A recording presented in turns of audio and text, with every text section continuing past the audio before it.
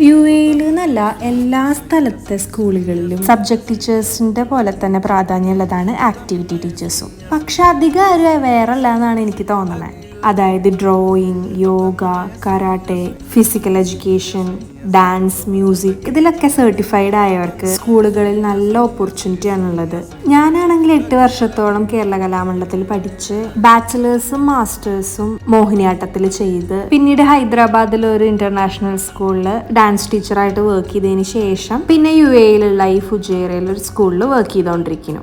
സ്കൂളിലെ ബാക്കിയുള്ള സബ്ജക്ട്സ് പഠിപ്പിക്കുന്ന പോലെ തന്നെ നമുക്കും പീരീഡുകൾ അനുസരിച്ച് തന്നെയാണ് പഠിപ്പിക്കേണ്ടത്. പീരീഡ് അനുസരിച്ചുള്ള ക്ലാസ്സുകൾ മാത്രമല്ല, പിന്നെ ഇവൻസുകൾ വരുമ്പോൾ അതിനുള്ളതും പഠിപ്പിക്കണം.